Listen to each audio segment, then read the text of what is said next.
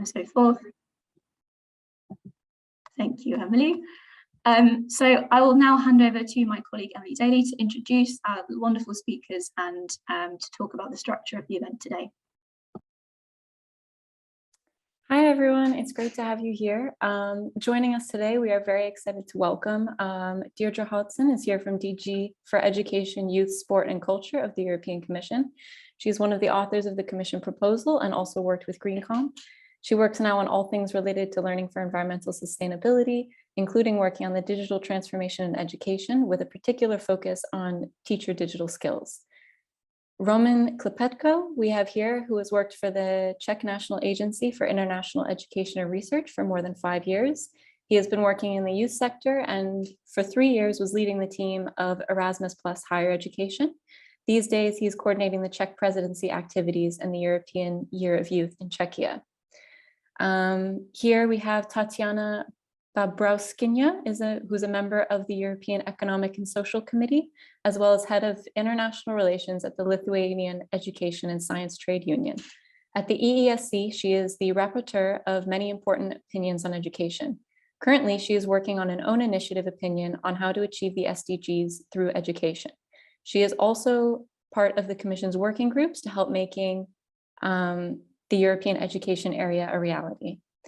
We have Ula Balashevechute, who is a school student here on behalf of FFF Climate Education, where she represents Fridays for Future Lithuania. And finally, we have Coralie Rosoahengo, who is here from the Réseau étudiant pour une société écologique. She is the advocacy manager of the organization, and they count 150 associations that have ecological and inclusive projects. And the board of the association is composed by students. So we're going to begin this event with a short presentation about the council recommendation itself from panelist Deirdre Hodson. Then we will discuss 2 questions that we've prepared. So during this session, there are 2 ways that you as audience members can participate. The first is by asking questions into the chat directly, which we will feed into the discussions and be used as a kind of Q&A. The second way is to participate through an open seat that we have on the panel. So if you would like to add to the discussion in this way and participate verbally, please privately message Emily Bankert privately message Zoe Austin and quickly say what point you want to jump at or what question you want to bring in. While we may not be able to include everyone who wishes to speak, we hope that this will give everyone a chance to engage with the discussions in whatever way you feel most comfortable. So a little bit of housekeeping. While someone else is speaking, please keep your microphone muted. We encourage everyone to have their cameras on, but please don't feel like you have to if you're not comfortable. So yeah, now I guess we'll go right into it and begin the presentation by Deirdre. Great, thanks a million, Emily. Thank you, Sarah, Zoe, for the invitation. It's great to be here and have the opportunity to talk about our work and the new council recommendation, which will be adopted, in fact, next Thursday. So I'm going to share some slides. I've got about 7 minutes to talk you through the proposal. I'm going to do my best to share some of the key findings that we heard during the consultation process and talk you a little bit through that text that will be adopted by all EU member states next Thursday. So the policy setting for this work is really the European Green Deal. This isn't just one policy. The European Green Deal impacts on all our work throughout the Commission. It's of course the EU's umbrella major initiative to become climate neutral by 2050. Of course, this is about energy, this is about transport, this is about fisheries, agriculture, but if education and training is not immune to this. As a sector, education and training also needs to look at how it adapts and how it can contribute to the green transition. So we have a policy framework. The European education area has already been mentioned. We have a number of focus areas that we look at in this cooperation. The Commission, of course, not being responsible for designing education systems, but what we do is we link member states and partner countries together around a set of shared goals. Number 3 there, just to draw your attention to the green and the digital transition. So we work a lot together on how these 2 forces of change are impacting on education and training. Now, we have many different things going on when it comes to education and the environment, and today I'm really just focusing in on the council recommendation. I just wanted to name check a few other things going on, notably our new competence framework, where we actually set out what we mean by sustainability competences, Education for Climate Coalition, a working group on sustainability and education, and of course our funding programme, which has as a focus area the green transition as well. So zooming in on the council recommendation, like every policy text, it starts with the Commission. We make a proposal, it then passes to the council, where it's discussed line by the member states. All of that has happened over the past few months with the French presidency, and the adoption date is the 16th of June. So what is this? This is a new policy statement. It's a statement of intent, a commitment by the member states to work on this area. Every proposal by the Commission is accompanied by an evidence base, what we call in our language a staff working document. I'll give you the link to the staff working document on this proposal in my last slide. That's about 100 pages. There we have the results of our public consultation in detail, and we've many, many different nice examples from environmental education from across Europe. From the start of developing this new policy, we really wanted to align with the work going on at international level around the Sustainable Development Goals. Fantastic work done by our colleagues in UNESCO on education for sustainable development. So just to say what I'm talking about today really fits into that kind of international picture and landscape as well. So a backdrop to the proposal, not a surprise to you that the vast majority of our citizens say that environmental protection is an issue of great concern to them.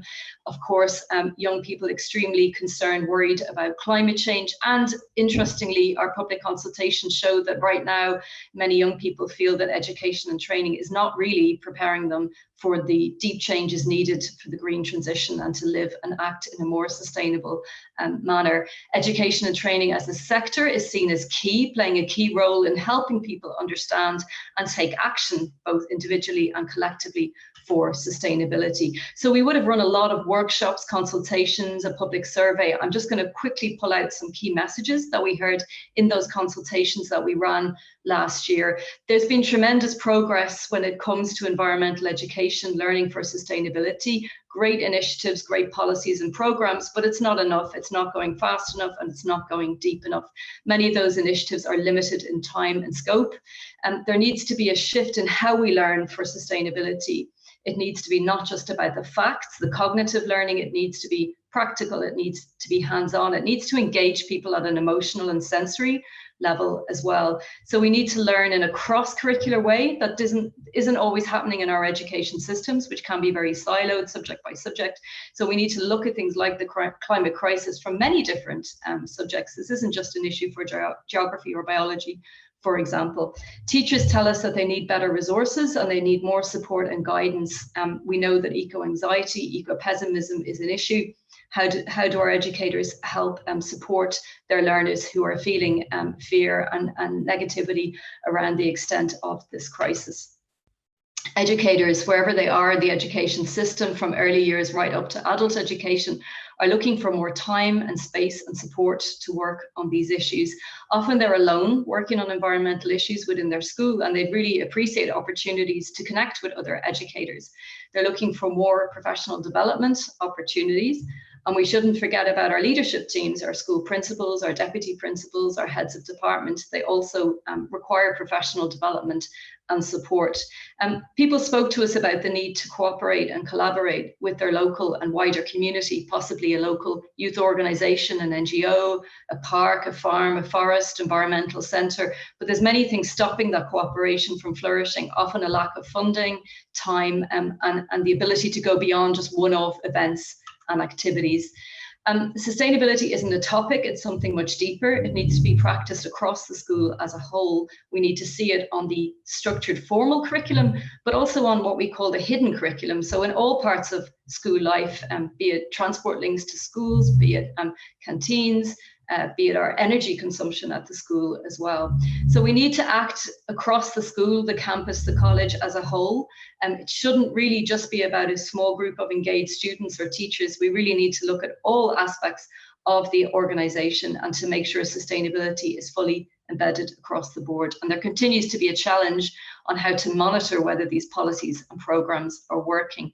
We heard in our consultations that COVID had an impact on sustainability education. It just dropped down the priority for a lot of institutions particularly when they shifted to emergency remote teaching. A lot of those collaborations and activities were disrupted. But then again, there was a renewed focus on learning outdoors, the mental health benefits of being outdoors, some great new partnerships emerging, for example, with Centres of Environmental Education, which would have had to go online for the first time, a boost in teacher digital skills, teacher online learning as well. So some key ideas in the Commission's proposal, which we published in January and which will be adopted next week. And we are arguing for access to high quality learning in, about and for the environment at all ages, from our early learners in early childhood education and care right up to adult learning. Learning takes place in many different settings, in formal, non-formal and informal education as well. We'd like to see sustainability throughout education training policies, programs and processes. So across the board, whether it's in initial teacher education, so preparing our future teachers, whether it's in school inspection, for example, whether it's in curriculum assessment, we feel that it's something that should be embedded throughout the system for that systemic change. We also feel that sustainability education is an opportunity. It can be a very exciting way to learn, and it can make learning relevant and connect with the world around us. It can help develop those competences that are increasingly needed for life and work. So in the proposal from the Commission, you'll see a series of statements on effective learning for sustainability. Now, this will look different depending on local context, the context of the school, the campus, but we see a thread of ideas running across that came out from our consultations. There's a need to really start with our youngest learners in early childhood education and care, building that connection with nature. And this is something that requires learning across the lifespan. It's lifelong learning approach that's needed. We need whole institution approaches, supportive learning environments, and we need to learn for sustainability in engaging and positive ways, that hands-on learning, sensory learning that I spoke about earlier. We need to support our teachers, our educators, our leadership teams. We need to build those and sustain those collaborations and partnerships. The school can't do this alone. Effective learning for the environment means working with local and wider communities. And of course, no surprise to you, it's about active, meaningful youth engagement across the board as well. It means youth being involved in environmental decisions at school level. And for example, youth need to have active agency in this and not be passive learners. They need to be hands-on, active, engaged learners contributing to this agenda in a meaningful way. We need to develop those sustainability skills and competences set out in the new Green Comp framework, and we need to have strong policies. So fostering the kind of grassroots innovation, but to do that, you need top-down strong policies as well. So just to mention, just to reboot, I'm going to cancel that. So in the recommendation, you'll see us calling on member states to support their education and training systems to provide access to learning for sustainability. We feel this should be a priority focus in education and training, and there should be opportunities across the board in different settings for learners of all ages. For this, we need to mobilize funding. We need to support green and sustainable infrastructure and buildings, and we need to provide the right tools and resources. We feel there should be more monitoring of the existing projects and proposals, and we need to fill research gaps and evaluate what we're doing to see whether it's effective. So all Commission proposals also are an invitation for us to work more on these issues. So that's what the member states look at and they endorse. So it's kind of a roadmap for us to continue our work on this area and to deepen European cooperation. So we have a role in supporting and facilitating peer learning. We have a dedicated working group on sustainability education. We're looking at how we can develop resources. We're developing an online course right now for educators on whole school approaches to sustainability. We're monitoring green skills, building those links at international level with UNESCO and the UN, and making sure that our Erasmus program supports this green learning agenda. We've more and more publications on this topic come out, which could be of interest to you and your members. And you can find the link to the proposal and to those publications here in the QR code. I've really zoomed through it. It is, as I said, a proposal we launched in January, which will be adopted by all member states next Thursday. And this is really, I would say, the start of the story, certainly not the end of the story, because of course we want to ensure that this recommendation is followed and implemented, that people know about it. And as I said, it really sets an agenda for us to work on sustainability education over the coming years. Thank you. Thank you so much, Deirdre, for that wonderful presentation. It really gives a great introduction to the proposal and the state of play around this topic, particularly what you said about the whole systems change and lifelong learning approaches to education. And I also really like the emphasis you had on youth as active agents in part of this change. So we'll just get right into our first question. The text of the council recommendation emphasizes the meaningful engagement of young people, and it provides some examples of how to include youth perspectives at the European level, such as like through the EU youth dialogues. But there's not so much detail as to what this engagement should look like at the member state level. It's great to see this really strong language around collaborating, but meaningful engagement can sometimes just end up being a buzzword and is used in participatory processes, but can sometimes end up being an empty promise. So we wanted to start off by asking, what should the implementation of the council recommendation look like, and what needs to happen so you would say that youth were meaningfully engaged in this process? I would invite someone on the panel to start, and then others can follow. Very important to note, we are 5, potentially more people here, so please be brief and mindful with the platform you are given and the space that you're taking. You can say something multiple times, but please limit each contribution to about 2 minutes, and we'll signal you when the time is over. So whoever would like to take the floor. So maybe I shall start then. Everyone is shy. Thank you for presentation indeed. And I would say there are a few crucial aspects. First, it's the feeling of belonging. If you want to shift education now to more putting the sustainable development, the environmental development as a core also issue, because I think it should become the core issue, we have to understand that the young people feel that they are part of the process, that they are meaningfully and actively involved into all the all other related processes. I'm speaking not only about education, it's about what is their position, these young people in the society within their country. Second crucial issue, I think, is clear communication. Clear communication not only to children, to young people, but also to parents of what is changing in education, why this transformation is taking place now, and I mean, this supportive environment for education should be created also at home, not only at school, because very often parents are seeking for some kind of very focused education, and they can perceive this environmental aspects as kind of taking the attention from the main studies or main subjects. Then another crucial issue is, of course, creativity and giving the space for young children to develop things as they think they are they should be developed. So we have very little autonomy sometimes for children. And intergenerational dialogue is crucial, of course. We have to see how we can bring the views of children, of young people, and of adults together, and how to build this trust among them, how to understand that the midterm future is equally important for all of us, and the impact of the changes we are experiencing now are equally also affecting all of us. So this I think are necessary. So we have to remove these barriers, and I think then we can move forward. Thank you, Tatiana. I really liked what you said about making these intergenerational dialogues more regular and consistent, building that trust into different groups. Would anyone like to go next? I can go next. Do you hear me? Okay. For your presentation, and I think I've said not exactly the same that what was said before, but I think that it's really important that the institution and that the institution have to be exemplary and transparent.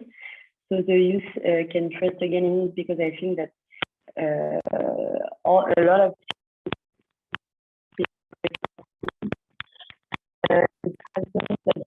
Corani, we don't hear you so well. Can you turn off maybe your camera and see if it's better? So you ended where you said the institutions need to be transparent. Can you go from there again? So the youth can.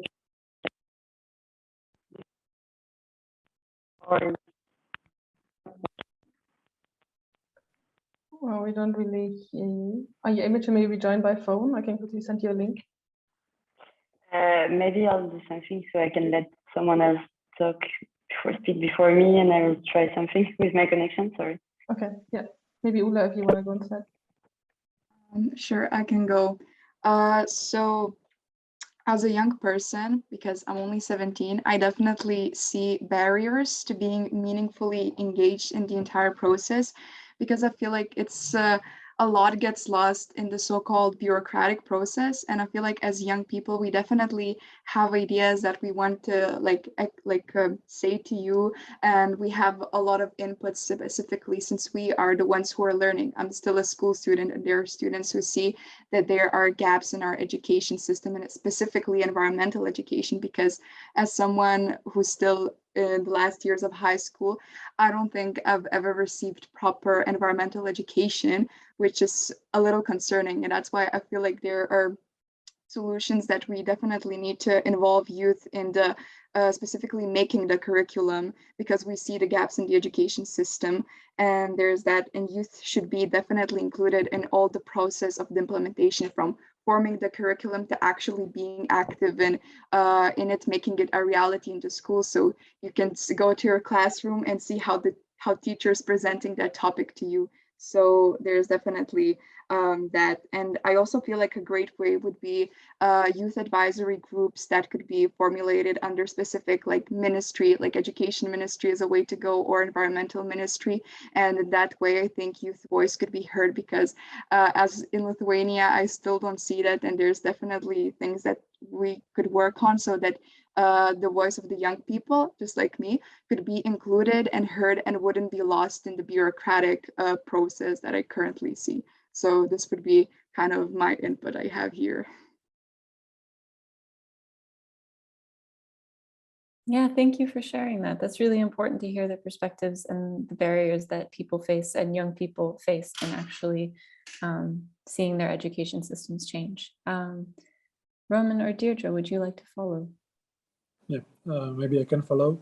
Yeah, I can maybe support what was said by Tatiana, but Ula as well. That I think that the young people, they really need to be involved in the processes since the very beginning, like as early as possible, because somehow in this bureaucratic process, like the policymakers and the other stakeholders, they may not really know what's the needed one. They need some advices from the young people, so it very much helps. And I would say that sometimes it happens that it's consulted with the young people, but I think it's not the earliest way how to involve them. I think it's the best if they are really involved since the beginning, so they help to design the process, they have to design the curricula as it was said. And I think that we really need to start since the very beginning. We are trying this with one of our conferences for the European Year of Youth, that it's not like that we just discuss the concept with the young people. It's that we invited them at the beginning, so we produce the concept with them. So I think it's a bit maybe a little change, but it's very important that there is one step before, and so it's the best as the youngers are involved since the beginning. Thank you for that. Yeah, that's another great example of how this kind of meaningful engagement can work in practice. Deirdre, would you like to go? Sure. Well, I think the adoption of the text next week, it's an opportunity for youth organizations in each of the member states to take a stance on the recommendation as well. Of course, youth organizations were involved in inputting and in our workshops to prepare the proposal.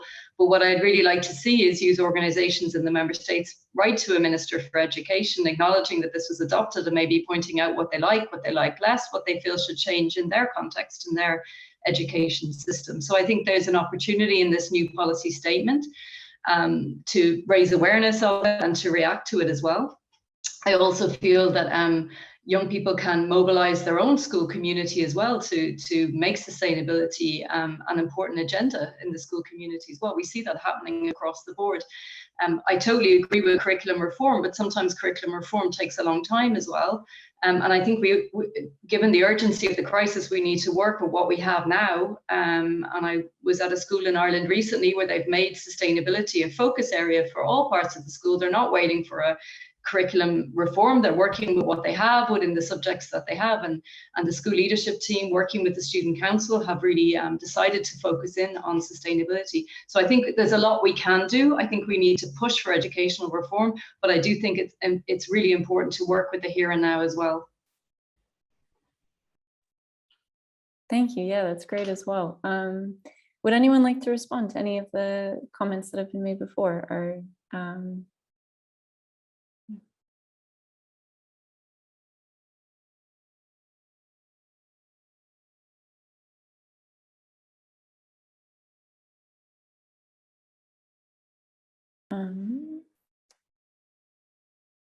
Coralie, maybe you can give it a try. You just, otherwise you can also put it in the chat, and then we can, and the panel can try to react to what you wrote.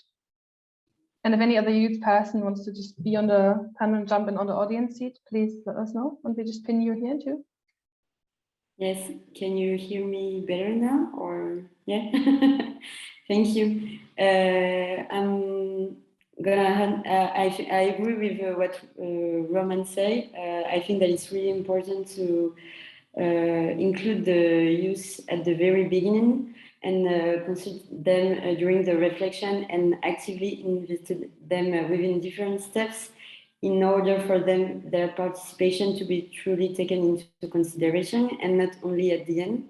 And I also think that there should be a space available for youth to work among themselves in order to train each other and exchange experiences and good practices. And I think that the fact that a lot of youth, European people, don't really understand the institution, they cannot actively participate. So I think that if we are forming them to it, they're gonna be able to make coherent and pertinent recommendations. And that's it. thank you. Yeah. So I guess what are some possible maybe best practices or platforms to help kind of share ways of going about the implementation?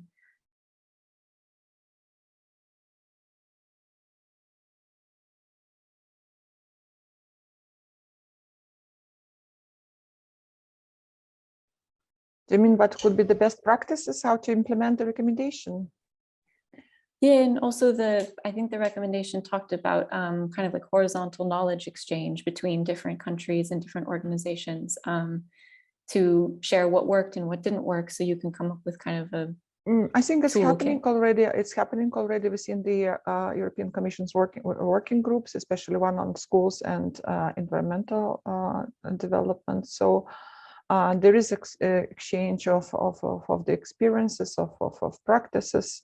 There are also PLA activities. It was mentioned by the Commission at the beginning. What is probably missing is that also this meaningful exchange between young people themselves and on a different various platforms, and maybe they need to be supported also financially to have these platforms where they can exchange themselves what is their experience, because I fully agree with what Ula mentioned. Initially, there is kind of belief of young people that even their teachers do not listen to them, and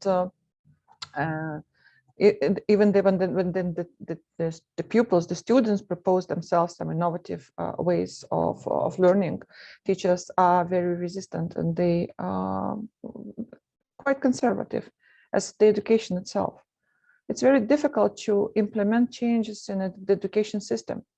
I was an educator, I was a teacher for 18 years. I know how it works. And also how to, now, I mean, when we have different cultures, when we have different traditions within the education system, within the countries, how it works and what is working better is crucial. I think these networks are very important. But as I mean, not only among the practitioners, among the politicians, among the policymakers and ministries and teachers, but also among young people themselves. When we have this, I think we can move faster. Thank you for that. Just Emily, in terms of networks, if I can just mention a couple of networks at European level, we have the Education for Climate Coalition, which the Commission launched about 1.5 years ago, and that's to do exactly that. It's to have grassroots connections for students, teachers, schools, NGOs working on climate change education in particular. I'm going to pop the link in the chat in a moment, and anybody can sign up to that platform. They can look for partners, they can launch a shared challenge. There's a challenge going on tree planting at the moment, for example. So that's really the grassroots connections that we're trying to support and mobilize there. We also have our e-twinning network, which is a network of schools, of teachers, of classrooms, of students. And we have a very vibrant group called the Sense Group working on environmental education, and they meet frequently to exchange experience as well. So they would be bringing schools and classrooms together across Europe to work on climate education, biodiversity projects, sustainable fashion, for example. There's many exciting projects going on under that network too. And of course, our Erasmus program as well. And just to mention, recently I attended in March the Youth Environmental Education Congress that was taking place in Prague.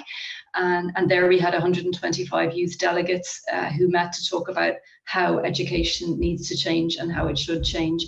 And we had representatives of that group joining the EU working group on sustainability education to report back.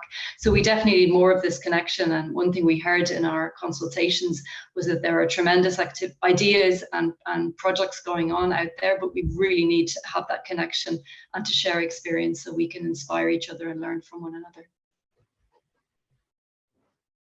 And just to jump fast, I think that the same should happen at national level, but this is where we are stuck. And the implementation, when we speak about implementation, is mostly member states. And I know there are great examples at European level of European cooperation of young people, but at national level, sometimes different districts, the schools are in the different, neighbor districts, and they never visit each other, they never communicate on this topic. So I think that this cooperation and collaboration should be strengthened at member states level as well. And yeah, that's maybe, I don't know, maybe Ula could elaborate a little bit, because we're coming from the same country. So I give the same example, how it works. Yeah, I feel like personally in Lithuania, we definitely need to work not only on a wide European level, but I feel like national or like regional level also matters, because when we want to practice this active dialogue between teachers and students to actually ensure the best quality of environmental education that you can get, you also need active people who kind of see the problem, the gap that we are lacking with environmental education here. And we need to address this. But of course, if you want to address this, you need to be kind of a person who will stand there and say that I see a problem and I want to kind of change it, and I have a suggestion for this. And I feel like in some probably regions and schools, like specific schools, that's not the case. And usually students stick with the curriculum just how it is and doesn't suggest anything. So there definitely needs to be kind of more youth engagement in a way. So I kind of see this problem that we need to kind of activate the youth, could that be a word? I don't know. To sort of don't be afraid to speak what they see, what is like not correct in the curriculum, and be brave to suggest different ways of learning, because that's how they will ensure that they are getting the education that they want to get and want to see. And this like dialogue between teachers and students definitely needs to happen, and in order to ensure, as I said, the best quality of education.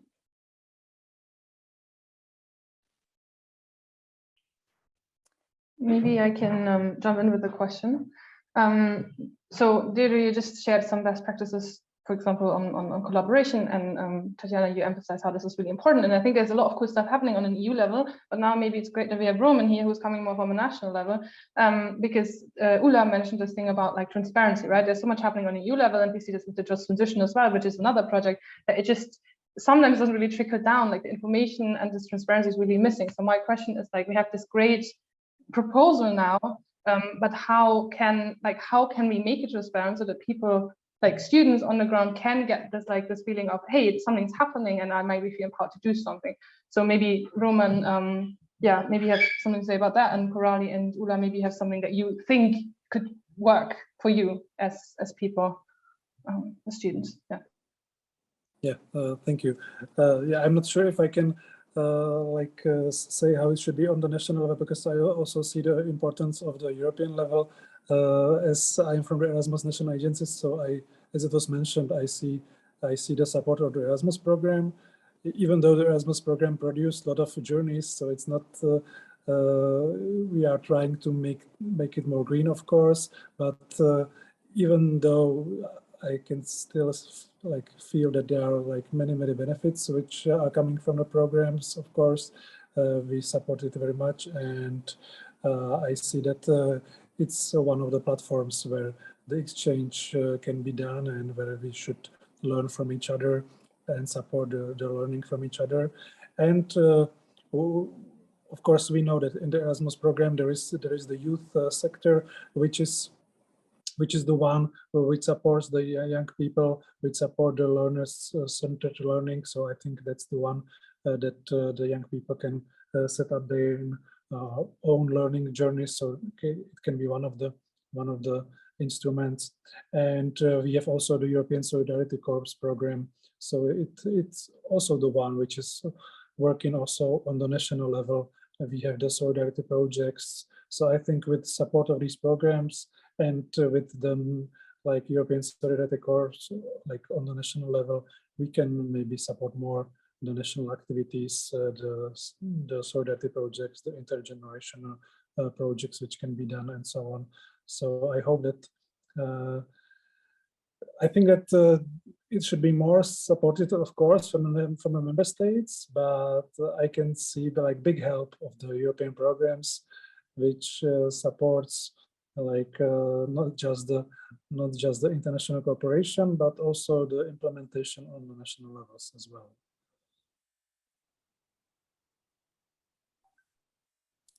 Thank you for your answer. I think in terms of time, we are going to move on to our second question.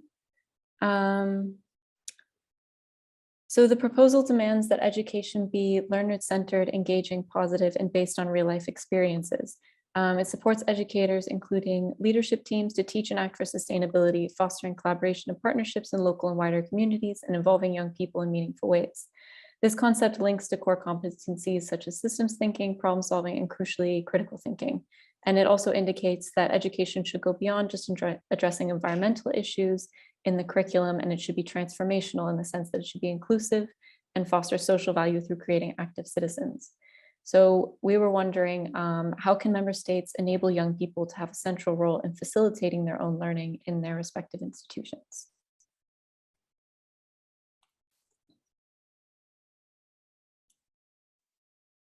So maybe it's the same, I can start. Actually, learner-centered approach is, it includes students' engagement, active engagement in the process of planning, implementation, and assessment. I would say this is 3 areas where teacher was always and still is always having the leading role. how to shift that and how to share this responsibility. We have to convince the educators. We have to convince the educators that the learner, him or herself, also can be co-leader of this learning process. It's a very difficult task. And I think that here you speak about the member states. Of course, member states can give some flexibility to schools and maybe even give this some field for experimentation. But I think at the end of the day, I think that all the educators, not only learners, should become comfortable with this change and feel this kind of even satisfaction that this something is happening and this is normal, new normal, because we are living in new normal. It's not so easy, I must say, as I already pointed out, that education is a very conservative area, but it's possible. And yeah, but it's of course already started. Today in the morning we had a hearing on a youth test on the framework of involvement of young people on the policy decisions on the policy making level. And here we speak about implementation, and I think that is the next step. Is the next step when we speak about young people involvement into implementation, not only of this recommendation, but also of our recommendations and even directives where young people are still underrepresented. So that's my point. But the crucial point is that the share of the leadership should be natural processes. Nobody can be forced, neither educator or learner. So it should be a kind of agreement of at school community level that this is the new way of teaching and learning. So that's from my view.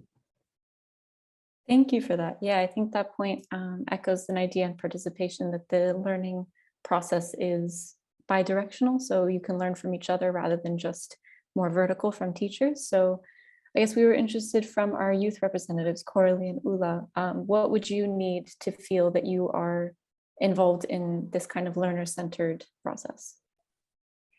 I feel it would be great that my voice and my opinion as a young person will be heard. And I feel like having a platform where I could share my ideas and what I see that is needed in environmental education would be like great.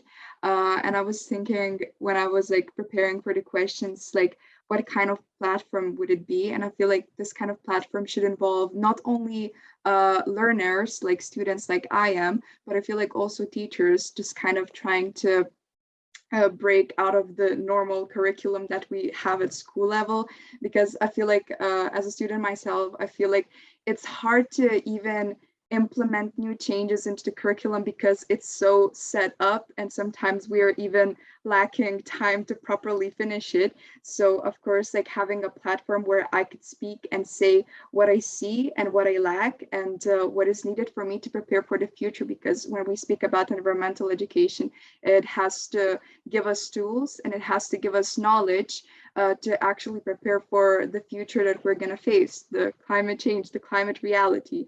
And I feel like having a platform where my voice could be heard and other young people's voices would be heard would be amazing. And of course, it has to involve teachers so they could hear us as well and present the best version of environmental education to us in classrooms. Yeah, that's great. Thank you. Coralie, is there anything you've experienced within your institution or anything that you've been demanding as an organization? Yeah, I think that preparing youth and training them for the environmental issues is not just a matter of gaining knowledge, it's also a matter of knowing how to be in society, of thinking about things differently, balance of power, values, critical thinking, systems of mapping. And it implies changing what we learn and how we learn it. In RESES, we believe that learning with actions is the best way to learn. With workshop, traineeships, tutored projects, internships, and we think that it's important to be more inclusive in order to teach young people with wider background and not focus it on the more privileged, because we noticed in research that the climate movement is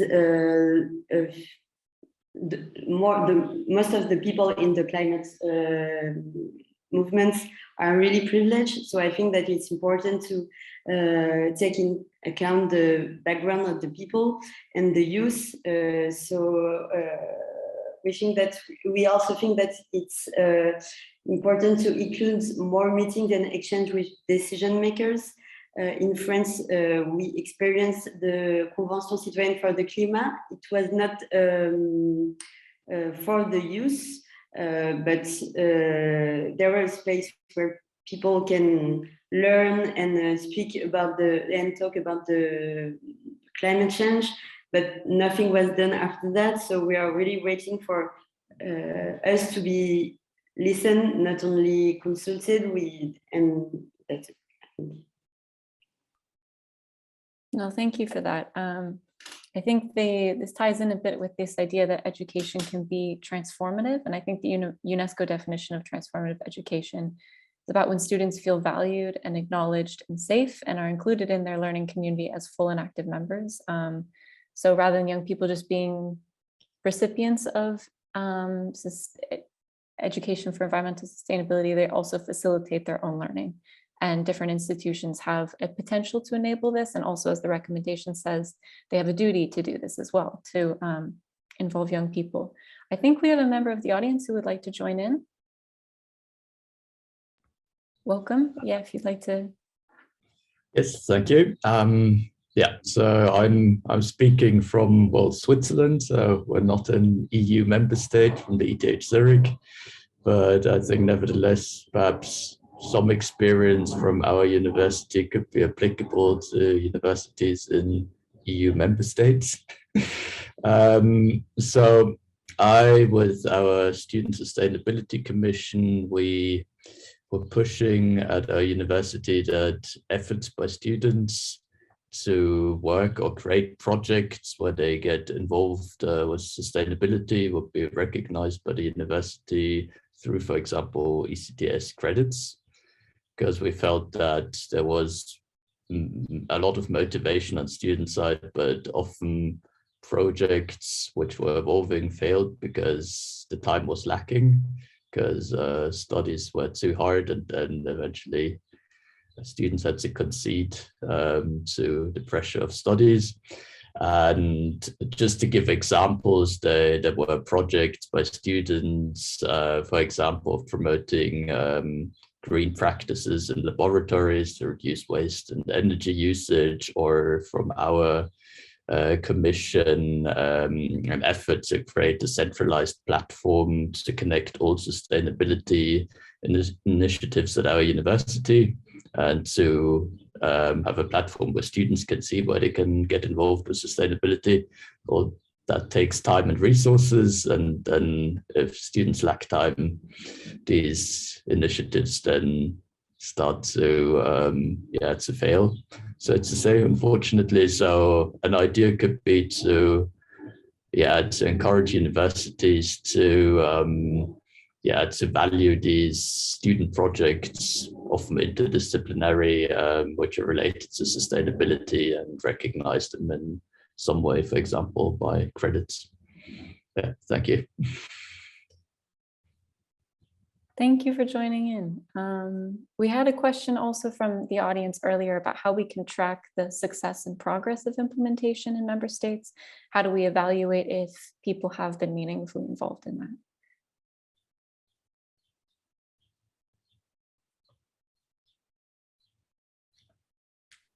I think it's a very good question. Addressed to the European Commission. Sure, we just say a few words on that. So like all our recommendations, we implement progress through our reporting mechanisms in education. We have what we call the monitor, the Education and Training Monitor, and that's an annual report on education and training progress linked to our focus areas. So we'll be looking at sustainability education to see what the member states are doing. We've mentioned a few times the EU's working group on sustainability education. So that brings together all of the ministries of education. Sometimes it's the environment as well, but generally ministries of education who have the responsibility to work on sustainability education. And with them, we do peer learning together on a regular basis. We ask them what focus areas they want to look at. In September, we'll look at curriculum. We'll then in November look at teacher professional development and sustainability.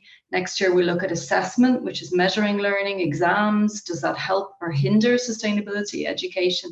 So that's a kind of ongoing learning together across member states and partner countries. And then we have a reporting mechanism as well. But I should flag at this point that when it comes to education, there's no legally binding obligation to implement the recommendation. We don't have directives or regulations. It's not like agriculture sector or fisheries, for example. This is voluntary cooperation between the member states. But I can tell you, working on these issues, there's a huge appetite to share and learn. There's a lot of reforms underway, countries that are planning reforms, countries looking at how they prepare future teachers to teach for sustainability. So there's a huge appetite to work together. But I think we need action across the board, really. I mean, education is a complex system with so many different parts and players. And I think we need action at top-down level, but also at the level of the school, students' committees, parents' associations. I really think we need to mobilize everybody across the board on this agenda. Thank you for that. I think we're getting close to the end of time. So we wanted to ask our youth representatives in just a minute or so, tell like what you would tell the council as they're adopting this proposal. What do you want them to think about? I know it's a big question. That's a pretty broad question. There are definitely a lot of things that I think not only me, but other young people would like to point out. But I feel like the council really should think of the ways, like how can you involve young people from the about the implementation process from top to bottom. So we make sure that it's not just another document passed by the council, but it actually makes a reality into our classrooms. And hopefully, even though I'm not going to be a school student by probably the time it actually makes into classrooms, but it still would be amazing to, you know, hear from my other friends who are younger than me to say to me that, hey, Ula, we finally got our first climate lesson or something like that. And it would be great that they involve youth and they would hear our voices and they would hear our constructive criticism if it's needed as well, from top to bottom to throughout the entire implementation process. That's what I kind of want council to hear from me as a young person.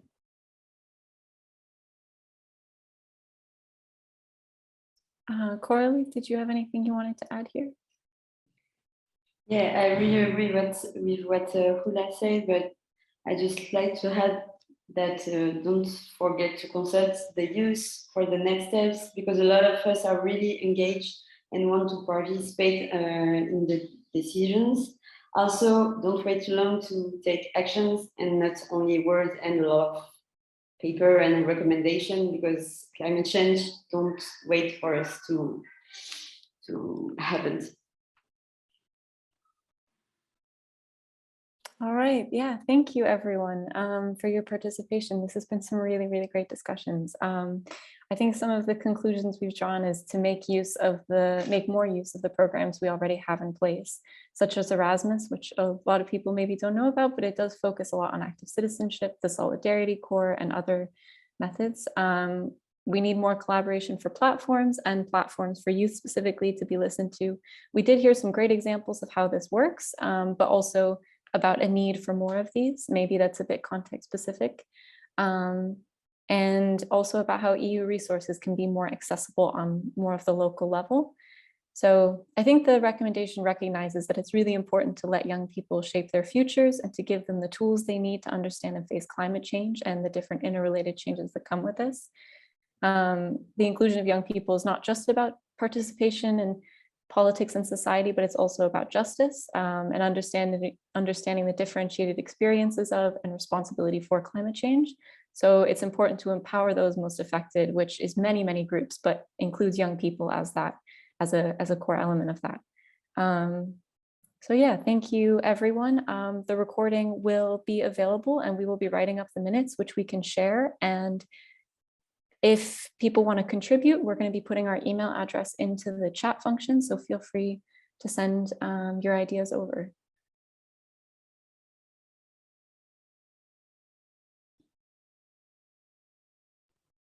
Great. I just want to say thank you everyone for joining us today. It's been a really fruitful discussion, and I'm really pleased at how successful this has gone as our first kind of major event as a sustainability education group at GCE. Yeah, just to reiterate what Emily said, we'll be recording this session. We think I'll leave it putting up on our YouTube pages on GCE. If not, you can contact the email address I've just put in the chat to have access to the session. But yeah, we're hopefully in the future now going to be strengthening our relationships with other European youth organisations and relevant EU directorates to work more on sustainability education and to provide more space for young people to contribute to their own and facilitate their own learning for environmental sustainability. So thank you everyone for attending, and I hope to speak with you all again soon. Enjoy the rest of your day. Thank you. Thank you. Thank you. Thank you. Thank you. Bye. Thank you everyone. Bye. Thank you. Bye. Thank you. Bye.